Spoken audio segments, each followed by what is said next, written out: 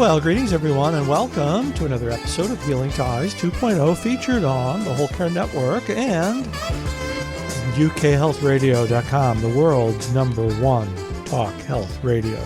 I'm your host and presenter, Christopher McClellan. You just might know me as the Bowtie Guy. On Healing Ties 2.0, we visit with people from all over the globe who share their stories, because it's through story sharing where diversity meets the road to collaborate on a common cause. And our common cause is supporting caregivers before, during, and after caregiving ends. And caregiving is just not a local issue. Caregiving is an emotional issue, and it's a universal issue which brings people together from diverse backgrounds. And we believe the best information and referral comes from caregivers who share their stories, knowledge, and experiences with each other, which helps build a global network of care. Let me set the stage today for our special guest, because you might be thinking, leadership from the pub? What is all that about?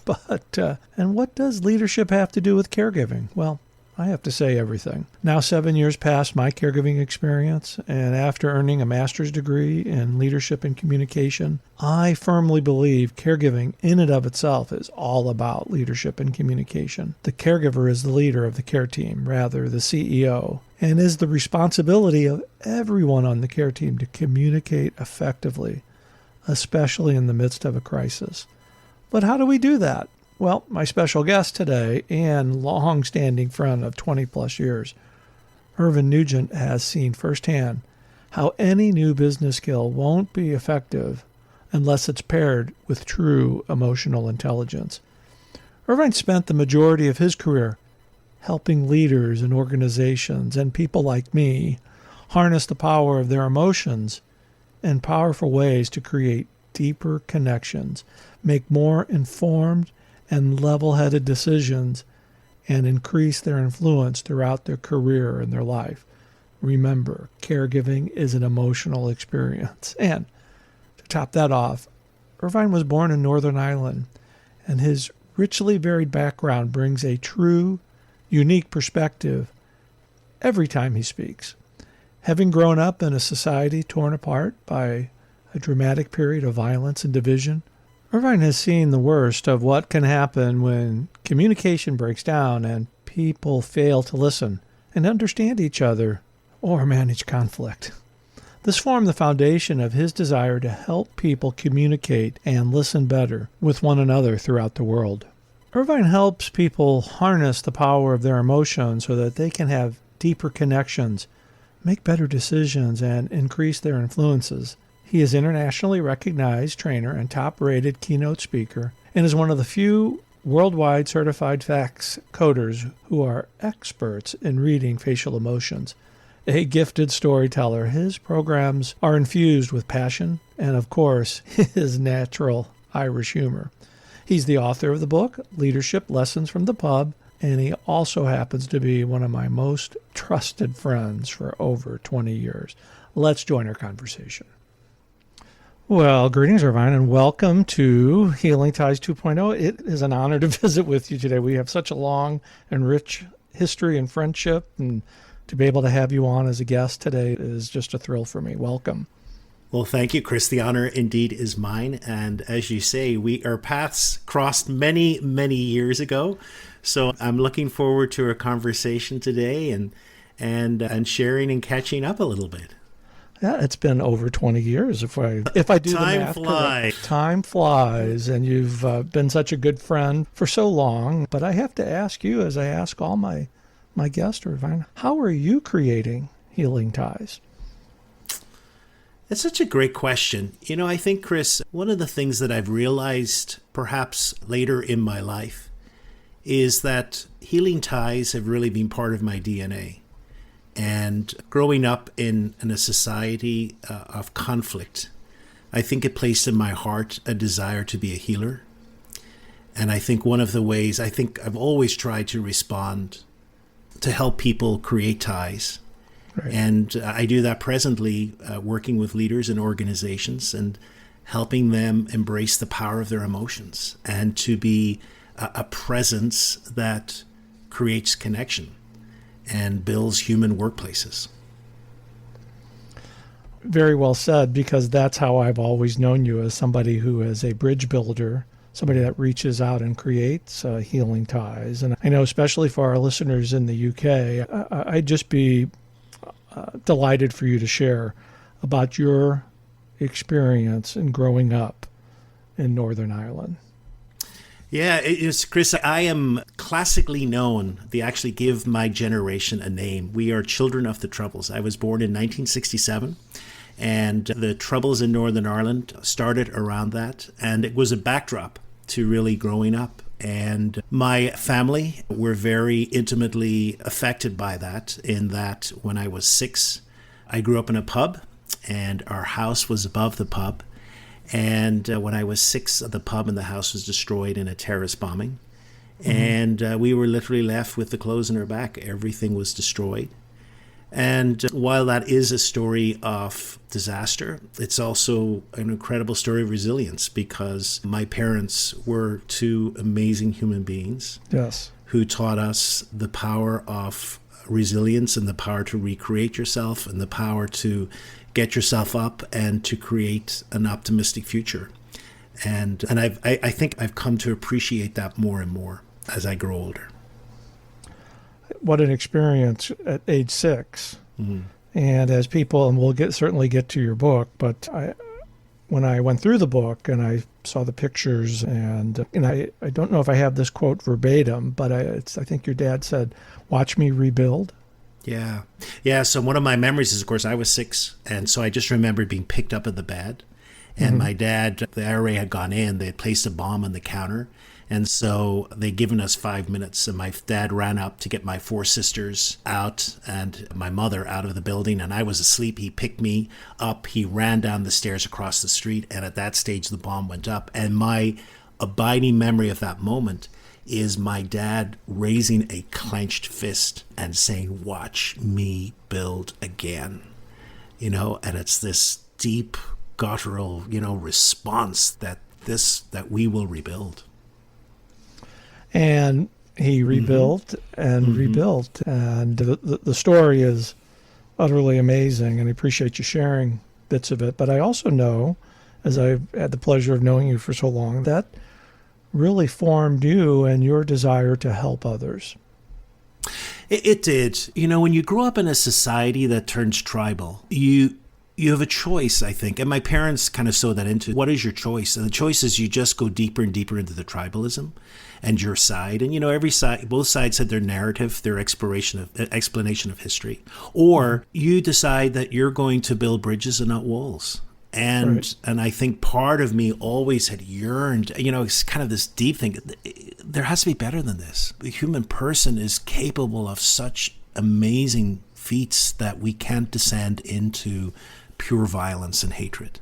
And so part of me did that. I mean, primarily, I think as I look back at the different episodes of my life, I've done it in different ways. The first response was as a Catholic priest, as 10 years. And part of that very much was this desire to bring healing into people and to help people truly embrace the power of their potential. And one of your superpowers, as I've watched you over the years, is your ability to share stories and heal people through story sharing. Mm-hmm. One of the blessings of being brought up in a pub, and I bring this out in the book, which is called Leadership Lessons from the Pub. I was brought up in a diet of story. And the Irish have a beautiful saying for a storyteller. The Irish call the person the Shanachie. And there's no real translation in English, but one of the best ways you can translate it, I think, is the keeper of the memory, the keeper of the tradition. So here you have this keeping of the tradition. And as I look back, my father, but especially my Aunt Betty, oh my God, talk about a woman that was a storyteller. So you grow up in this great diet of story after story after story. And that just was instilled within me. And the power to touch people through our story, and it's such, the only word I have for it is sacred. It is this ability to touch the emotions, to invite people, and what we know now from neuroscience is that we just don't listen to stories. We experience them as if we're in them. That's why Hollywood is so successful. Right. And in telling your story, we get on board a flight simulator and we live that story with you. And that's, talk about powerful ways to connect with other people. So story just has this innate ability to create connection. Yeah, because it's through story sharing where diversity meets the road to collaborate on common causes. Absolutely. When you think about it, you can get, mentally, you can think about something and understand it. But through story, not only do you do that, but you also create an emotional connection. And you get to experience what it's like to be in the shoes of another person. And when you do that, then it creates an opening in the heart. And that's, of course, where diversity lives. That's where the power to create connection lives. And that's really powerful. One of the stories that I always like to share with our listeners, and I think probably they're going to say, well, he's going to tell that story again. But I am, because I'm not sure you and I have had the chance to talk about it. And the story really relates to your book. I recall back when I was doing my research for my thesis, and came across the story about a new employee at a major corporation. And if I remember correctly, he was working in the lunchroom. And it was his first day or two, and he finds himself at a table sitting by himself, and who sits down? Well, the CEO next to him. These two people didn't have anything in common. That small talk that we try to make with people that we don't really know. And then you hit on a topic that you have some common interest. And for this person and the CEO was the new employee was taking care of his wife in a caregiving situation. And the CEO was taking care of his mother. All of a sudden, they had common ground, and they were as diverse as they could be, but they had something that they could talk about, and they learned a little bit about each other. And from there, they could forge a friendship. It talks about the power of sharing our story and how, not only how cathartic it is, but how it helps other people understand who you are. Yeah, Chris, that's really interesting, because one of the things that I bring out in the book is, one of the questions is, the book's called Leadership Lessons from the Pub, and people go, well, what's got leadership got to do with the pub? I was going to ask that. We're going to get to that too. So, But one of the things that the pub does fantastically well is that it creates a space where story thrives. Right. And when story thrives, you can bring together the CEO, you can bring together the carpenter, you can bring together the fisher person, you can bring all the different people who, on the face of it, have no connection whatsoever. Right. And then all of a sudden, through these unknown ties, connection is made, and it's so powerful. And it's connections in the heart, which is, and that's what creates such a powerful experience. Because when you connect the heart, that's what binds people together. Absolutely. I just think story sharing is so powerful, whether it's in especially in the workplace, and it's been powerful through our advocacy as caregivers that because it, like you just said, it connects diverse people together. You have that freedom to be yourself. Yes. Yeah. And I think you shine light on experiences that perhaps otherwise don't come to light. So it's more than, like in this example, I'm not just a caregiver. Here's my human experience. Here's what I'm living. And journey with me for a few minutes on that experience. And when we get into that level, it begins to change everything. And then we find out that we're really not all that much different. No. I always say that, scratch below the surface, and our pains and our hurts and our challenges and our dreams and our hopes and our passions are so alike. Very much so. But let's dig into this a little bit deeper about how does leadership and the pub connect? So I've worked with leaders practically my whole adult life, and primarily now in the last, say, 10 or 15 years through a lot of leadership executive coaching. And as I sat there with leaders who I believe are courageous people, it's an act of courage today to be a leader.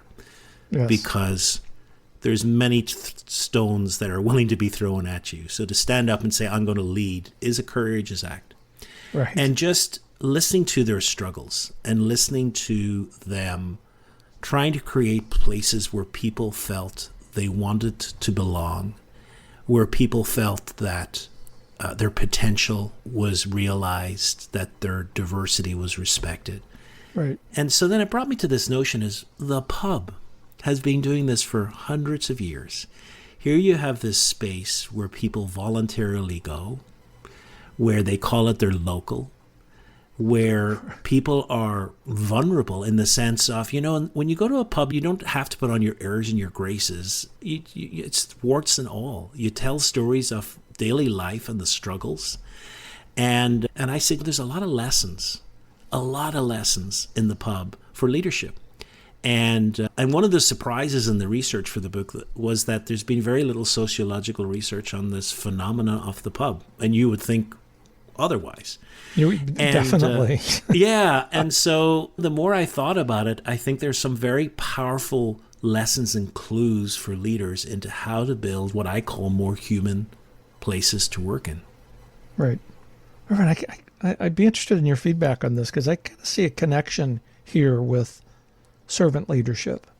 It's a really fascinating question. My father used to say, I'm not in the business of serving drinks.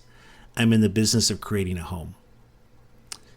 And, that reality of I love that image of the innkeeper. The innkeeper is the person that provides respite to the weary traveler. And I think leadership is about that. Leadership is the person that leaders do two things very well. They are able to assess where their employees are at and when they're in need of respite, the weariness of work at times. And then they're able to create and send them off to build upon their talent and potential. So they do those, and all of that is about the servant. It's about the listening. It's about being in touch of where people are at. It's about being acutely aware of the power of a word or an encouragement.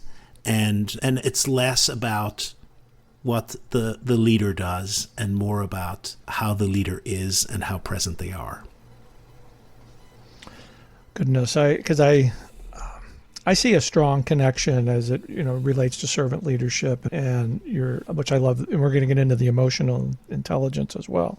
But I've always looked at caregiving in a sense, caregivers as being leaders who often don't know how to lead because of the emotion, that stress that they're under. And I think in wrapping this around, detecting our emotions, you talk so eloquently about this in the book, our emotional intelligence. And I'd love for you to expound on that for our listeners. We're human beings, and an integral part, what makes us uniquely human, is our emotional experience. And so often our emotions are sometimes presented as negative. Like when you say to a person, don't get too emotional, or you're very emotional about this. And it's like, so it's almost like, oh, those nasty emotions. And I always like to say, as human beings, we are created with one purpose, and that's to survive. And our emotions are there to help us. They're here to help us survive. They're there to provide information. And so part of our emotional life is to go into strategies to help us survive when we're under attack, or also when we're in need of help. The whole emotion of sadness has a unique configuration in the face. And what happens when you see sadness in a person's face is that it touches another person's heart and you want to respond because this is a cry for help. So our emotional life there. So to be able to understand your emotions, to be able to understand these amazing messages that our body is telling us, and then to be able to be aware of that and to read it in others, I call it's a superpower because it leads to a new level of communication, which allows deeper ties and allows more powerful bonding. And so both professionally and socially. So we know that people with higher emotional intelligence are more successful in the workplace. And we know people with higher emotional intelligence have deeper and more satisfying relationships generally, and especially at home. How can people become more aware of their emotional intelligence? So it's a great question. So I got great news for everyone. Great news. Very good. And the great news is that you can work on your emotional intelligence if you're 6 or if you're 96. The emotional intelligence, there's never a moment in our lives when we can't grow it. So I would just say, this is the key to great leadership. The key to great relationships is to work on your self-awareness. So how do you grow? Take some time and begin to ask some just really basic questions about, what am I feeling in the moment? Can I provide words around that? And so what I like to say is sometimes our emotional literacy is some people have it better than others. And so sometimes the only emotions we can name are 2 or 3. And for others, they have a very rich emotional life and they're more nuanced. But no matter where you're at, it's to take time to think about, even to reflect at the end of the day, what happened today? What were some of the emotions that I was feeling today?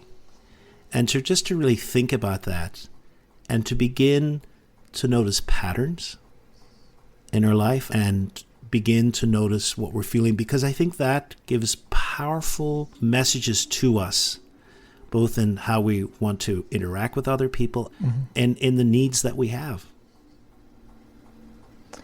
And I would imagine, because I have had to do some soul searching myself in my 64th year, knowing our triggers, our personal triggers, are what sets off our emotions. Because I think we all have them, but sometimes let's see if I get these words put together correctly. We react before we think, because something triggers us that we've left either unsaid or we've not previously dealt with before. Yeah.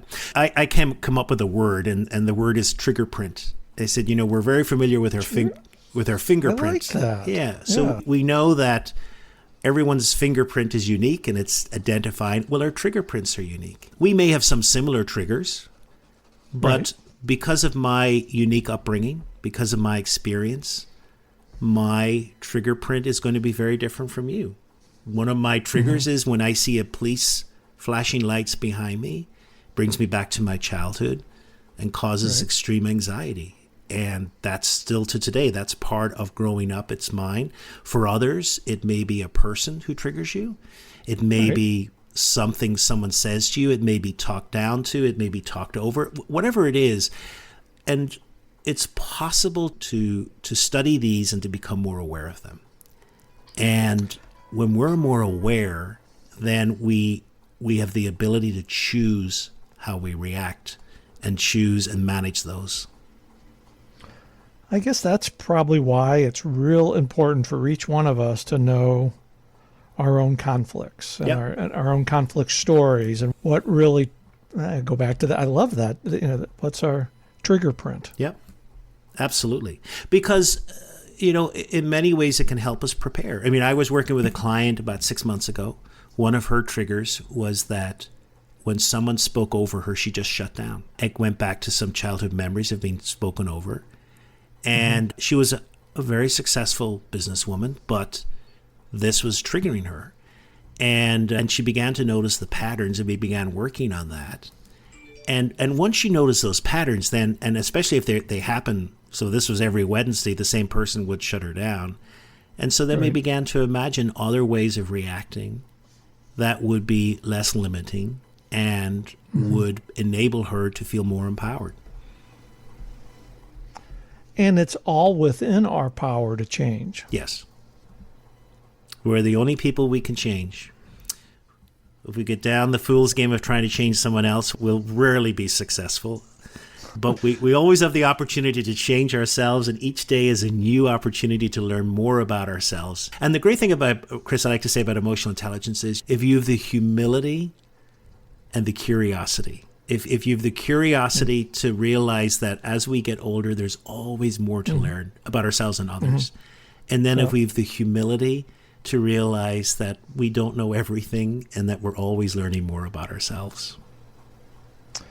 I'd be curious to put you on the spot here just for a second and ask you, in this terrific research and field that you're in, If you could look back 30 years Mm-hmm. from your life, what's different today than then? I think for myself, I have become more acutely aware of how my childhood created in me a need for safety. And that many of my decisions were driven about being safe and protecting myself, and how that impacted me perhaps taking more risk in my life in a good way and challenge. Yeah. And so now I think I do. Now, maybe that's a process of getting older. I say things that perhaps I wouldn't have said before. This ability to realize that, oh, that's the old safety story coming out, you know? Mm-hmm. Right. That's my need for being safe, and perhaps what I really need to do is be a little more courageous. I think it's safe to say we could all use a little bit more courage from time to time. Looking back 30 years for myself, I can't ask you the question without answering it myself. I wish I would have had a little bit more courage in my 30s as I do in my 60s. And maybe that is aging or knowing yourself better. But I think we have the capability in our 30s to be aware of our emotional intelligence and apply it appropriately. As I look back on 30 years, I wish I'd had a little bit more understanding or awareness of how I reacted to things, because there's so many things I would have liked to have responded to differently because I was just not self-aware. Mm-hmm. Yeah. Chris, just to have the humility to be able to say that is huge, I think. To be able to say that I now am more aware of patterns. I'm more aware of things in the past that I wish I had said. And the great thing about it is today's a new day and a new opportunity. It kind of reminds me of a conversation I had with one of the caregiving groups. And I forget exactly what we were talking about, but I said, and we were talking about parents. And I said, well, you know, one of the blessings about getting older is that as I've gotten older, I was able to recognize some of my traits of my parents in me, and it was easier to forgive them. Yeah. Oh, absolutely. Yes. I've become more appreciative of my parents. Right. And just some of the wisdom that, of course, that as a teenager I never saw or appreciated. And with age, hopefully comes wisdom and appreciation. And gray hairs come too, but kind of like the gray hairs. I don't know about you. Yes, indeed. Yep. No, lots of them. One of the parts of your book that I really enjoyed, and you talked about the 4 dimensions of emotional intelligence, and I think it kind of applies to what we've just been talking about. Emotional intelligence is a term. You know, people say, well, what's it about? What and I is said, it? The best way is just, it's really the ability in 4 aspects to be able to do them. Number 1 is self-awareness. Mm-hmm. So number 1 is the ability to be aware of the emotions as they are happening, your emotional triggers, what is happening with you. And of course, the body physiologically very often will send us messages before they register in the mind. So that acute awareness. Then it's self-management. So we become aware. We know we're triggered. We know we're angry. We know, et cetera, all those different things. Then what do? Do we have a toolkit? Do we have practical tools that we can manage those emotions and direct them? And so that the emotions are not directing us, we're directing the emotions. And then the third thing is being aware of others. So are we aware of others' emotions? Are we aware of what they're going through? Are we aware of their triggers? Can we read their emotions? And then finally, relationship management. How can we manage then, use all this information to manage the relationship so that the outcome is what we desire? And it doesn't go to a place perhaps that we don't want it to go, but that we're able to manage all those different things that are happening and to be able to have a successful outcome in any dialogue or any conversation. And these tools can be used in the workplace. It can be used in our conversation with our friends and family. And these conversations can be used by caregivers as they're talking with their care team, physicians, nurses, everybody. Absolutely. It's becoming more self-aware. Oh, absolutely. Especially in the caregiving role. Because so often there are so many frustrations. I just know that from, my sisters who spent many years with caregiving with my mother. There are so many frustrations, and very often, especially when we're talking, say, to a doctor or medical staff, etc., we can get so caught up in those that we don't ask what we really need to ask. We don't get to what we want. And just to be aware of perhaps of a trigger or a frustration, and just to be aware of that and say, okay, let me do some breathing. Let me do a technique that will help me then be able to get to an outcome that I want, which is a specific aspect of a conversation or information that I need. All of that is really critical. Because caregiving in and of itself is an emotional experience. Absolutely. And highly stressful. High stressful. And then when you combine that with a family caregiver who's working full time, and trying to manage their job, which is critical, their caregiving role, there's just a whole set of tools here that the caregiver and the manager can use to come to common ground. Absolutely, yeah. And then the other thing as well, exhaustion comes into play as well. Right. So often we have this chronic lack of sleep, and because of all the different roles. And then, of course, that impacts our emotional intelligence. It impacts our ability to be present in the moment. So that the humility to know and the forgiveness to know, I'm just tired. And to know this awareness, like today I'm exhausted. And so therefore it is going to be more difficult for me to manage my emotions. It's going to be more difficult for me not to respond, etc., in the way that I might want. So all that awareness plays in.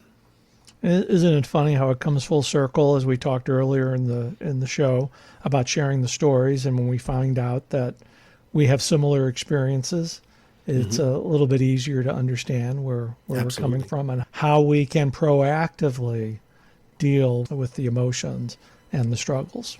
Yes, very much so. Very much so. Well, what a delightful conversation, but I think this is a great time for us to take our break. Now, I have to prepare you, Irvine. And when we come back from the break, I'm going to want to know one fun fact about you that I don't know. And this is going to be, this should be interesting because I think I know pretty much, but you never know what we're going to find out. So let's take our break. You're listening to Healing Ties 2.0 on UK Health Radio, the world's #1 talk health radio. We'll be right back. Everyone has a story, but not everyone gets a chance to share their story. So we're going to give you that chance. We want to hear about your story. We want to know how you're creating healing ties in your life and in your community. Email the bow tie guy at healingties.com and indicate if you'd like to be a guest on the show in order to tell your story. To your health, happiness and prosperity. Coming up next week on Healing Ties on UK Health Radio. You don't get through cancer. You don't get through almost dying from your kidneys failing. It's a family. It is a lot of people that love you and care for you that are all around you. And my daughter, who was 21 years at the time when my kidneys failed, after 2 years of dialysis, she gave me the most beautiful, selfless gift in the world to her dad. I call her my courageous angel. Be sure to join us next week for a beautiful and heartwarming conversation with Jeff Stadinsky as he tells his story of surviving cancer and receiving a kidney transplant from his daughter, and how he is spreading hope to those who are facing cancer diagnosis.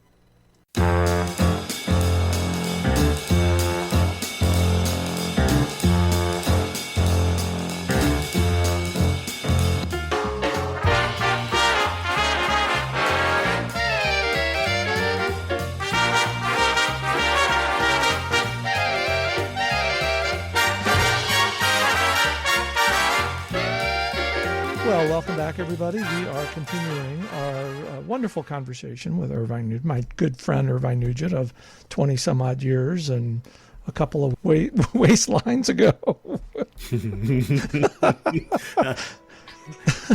But How true that is. enough said there. But and I think I had hair on the top of my head too at that time. But that's all. I remember those days. Yes, You remember I do. those days? I Very do. good. I do. I do.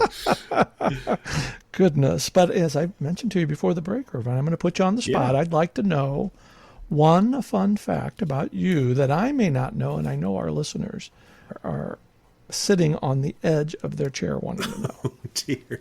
Well, I don't know if this will be fun enough, but here's one that comes to mind. When I was releasing the book, and there's a picture of me with a pint of Guinness. My local in D.C. is called Kirwan's. It's in Washington, D.C. Great Mark Kirwan, Irish guy, got his pub there. When I was shooting the cover, they said, well, you need to pour a pint. And I said, well, what do you mean I need to pour a pint? I haven't poured a pint for 40 years. I said, and pouring a pint is a very stressful thing. It's done right art. or it's not. It's an art. It's an art. So I had a little audience of people looking at me, so the pressure was on. And so I poured the pint, and actually it was pretty good. And so I gave it to the barman, and he tasted it, and he said, that'll pass. And I said, okay, I'll take a pass any day on 30 years. So my fun fact is I can still pour a pretty good pint of Guinness. So if you invite me and there's a keg of Guinness, I'm the man. I can pour you a pint. You're the man. Yeah. There you go. Well, I would have to, when we can start traveling again, I would have to come up to D.C. Totally. I've been to D.C. in ages, and we'll have to go to the pub. Yes, we will. That'd be wonderful. We'll have a great old time.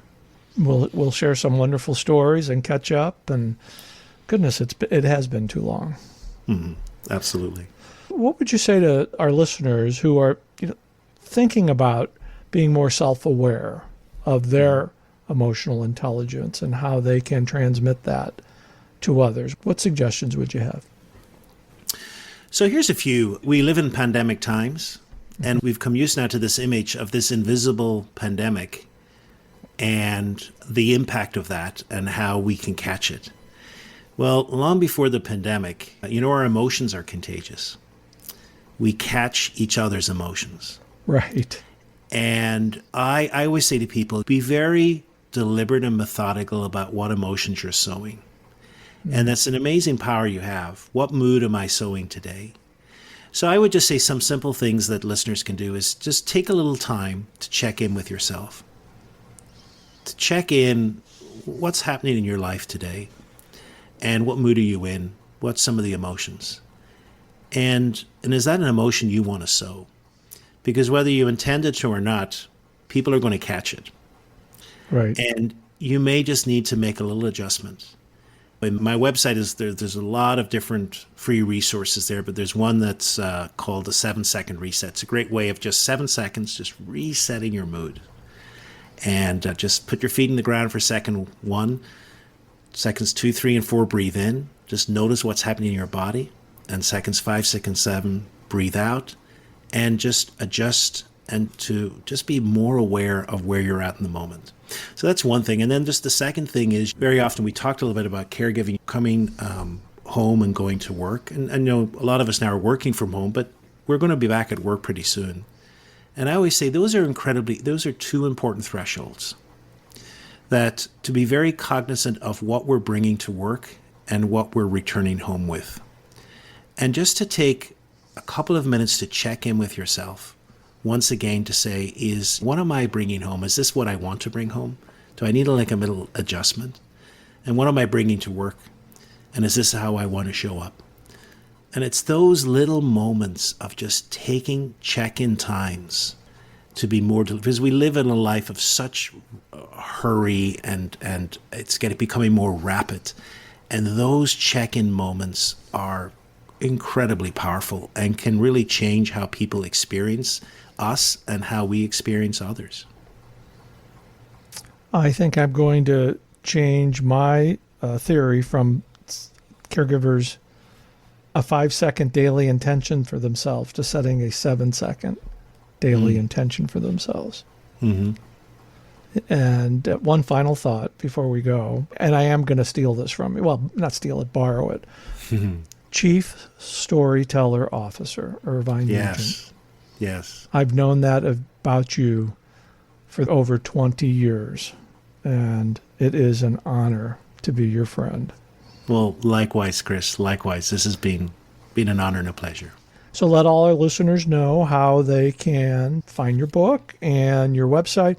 Your videos on your website are spectacular. Let everybody know how they can be in touch with you. Sure. So everything is linked to my name, which is Irvine Nugent. So my website is irvinenugent.com. There you'll find there's irvinenugent.com/book. Gives you all the information about leadership lessons from the pub. You can buy it on Amazon, etc. There's a free chapter there. Every week I come up with a new video on emotional intelligence on YouTube. So feel free to follow me on YouTube. It's an educational video, about 10 minutes long. And then also I have a free gift as well, which is a little introductory course on emotional intelligence and some wonderful tools that we've talked about today. And you can get that at irvinenugent.com/gift. And feel free to take that. It's a little online course, and it introduces you to all the concepts of emotional intelligence and some of the great tools that we've talked about, and just really helping you become more aware and giving you some tools to manage those emotions. And I've started the course, and it's quite terrific. And I can't thank you enough for spending the time with us today to share your wisdom with all of our listeners. Thanks, Irvine. My pleasure. Thank you. I thoroughly enjoyed reconnecting and visiting with Irvine today, and I encourage you to visit Irvine at irvinenugent.com and pick up a copy of his book of Leadership Lessons from the Pub. You will not be disappointed. Well, thanks for joining us today for this episode of Healing Ties, and if you would like to share your story on Healing Ties, email me direct at thebowtieguy@healingties.com. We would love to share your story on Healing Ties. As you know, I'm your host and presenter, Christopher McClellan. I've created a life to love after caregiving ends by being with awesome people like you. And be sure to subscribe to Healing Ties wherever you listen to your favorite podcast. We'll see you for another episode of Healing Ties real soon. Bye for now.